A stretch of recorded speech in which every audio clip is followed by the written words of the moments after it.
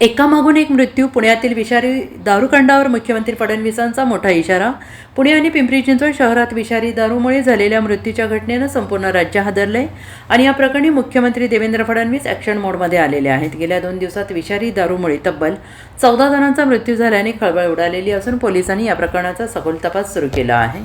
मुख्यमंत्री देवेंद्र फडणवीस यांनी या प्रकरणाची गंभीर दखल घेत थेट पुणे आणि पिंपरी चिंचवडच्या पोलीस आयुक्तांशी संपर्क साधलेला आहे. या प्रकरणात कोणतीही हयगय करू नका, एकही आरोपी सुटता कामा नये, कठोर कारवाई करा असे स्पष्ट आदेश मुख्यमंत्र्यांनी दिल्याची माहिती समोर येते. विषारी दारू प्रकरणाचा तपास युद्धपातळीवर सुरू असून पोलीस आणि राज्य उत्पादन शुल्क विभाग संयुक्त कारवाई करत आहेत.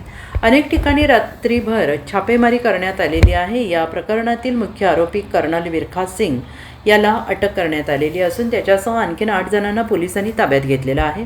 आरोपींवर कठोर कलमांखाली गुन्हे दाखल करण्यात आलेले आहेत. दरम्यान मृत्यूंच्या नेमक्या कारणांचा शोध घेण्यासाठी वैद्यकीय आणि तांत्रिक तपास सुरू करण्यात आलेला आहे. विषारी दारू नेमकी कुठे तयार करण्यात आली आणि तिचा पुरवठा कुठून झाला याचा शोध पोलीस घेत आहेत. या प्रकरणात आणखीन काही आरोपींना अटक होण्याची शक्यता वर्तवण्यात येत आहे. या भीषण घटनेमुळे पुणे आणि पिंपरी चिंचवड परिसरात भीतीचं वातावरण निर्माण झालं असून नागरिकांकडून कठोर कारवाईची मागणी करण्यात येत आहे. दोन्ही पोलीस आयुक्तांसोबत बोलणं झालंय. माझं पोलीस आयुक्तांशी बोलणं झालेलं आहे. कुठल्या ठिकाणी हे तयार झालं आहे ते देखील त्यांनी शोधून काढलेलं आहे. जे काही याच्या पाठीमागचे लोक आहेत त्यांना अटक करण्यात आलेली आहे. अजून काही लोक याच्यात असू शकतात, ते शोधण्याचं काम चाललेलं आहे. जे लोक आता थोडे सिरियस आहेत त्यांना मेडिकल हेल्प देऊन त्यांना वाचवण्याचा प्रयत्न चाललेला आहे.